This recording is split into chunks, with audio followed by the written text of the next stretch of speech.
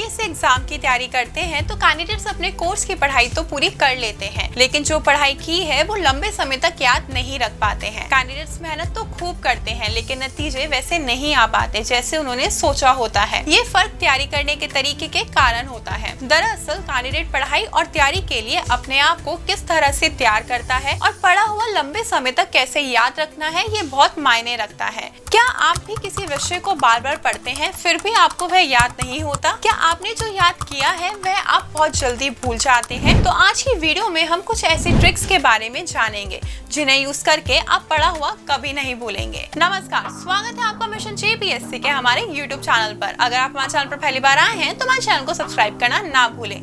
चलिए शुरुआत करते हैं आज की वीडियो से। पहला, उत्सुकता को बढ़ाएं। उत्सुकता को बढ़ाने का मतलब है कि हमें कुछ ऐसा करने की जरूरत है जिससे हमारा मन पढ़ाई में लगे, जिसके लिए आपको सबसे पहले अपने पढ़ने का एक शेड्यूल बनाना चाहिए, क्योंकि जब तक आपके पास एक शेड्यूल नहीं होगा तब तक आप ये नहीं समझ सकते कि आपको कब किस विषय को पढ़ना है। जिसके लिए सबसे पहले आप अपने पसंद के विषय को रखें, क्योंकि जब आप अपने पसंद के विषय को पहले पढ़ेंगे तो आपको आगे पढ़ने की इच्छा होगी और आपका मन पढ़ने में लगेगा। दूसरा विषय आप ऐसा रखें जिसमें आपका मन बिल्कुल नहीं लगता, क्योंकि ऐसा करने पर आप उसे थोड़ा सीरियस से लेंगे और धीरे धीरे वह विषय भी आपको पसंद आने लगेगा। दूसरा, शांत जगह पर ही पढ़ाई करें। बहुत सारे लोगों के पास अपना पर्सनल रूम नहीं होता, जिसकी वजह से उन्हें शांत जगह की थोड़ी कमी होती है, लेकिन इस कमी को आप अपने घर की छत, दोस्त के घर, पार्क या लाइब्रेरी से पूरा कर सकते हैं, जिससे आप शांत मन के साथ अपनी पढ़ाई कर सकें। तीसरा, रात को सोने से पहले पढ़ना। ज्यादातर लोग कहते हैं कि सुबह जल्दी उठकर पढ़ना ज्यादा बेहतर होता है, लेकिन अगर हम विज्ञान की बात माने तो हमारे सो जाने के बाद हमारे द्वारा किए गए कार्य हमारे दिमाग में चलते रहते हैं,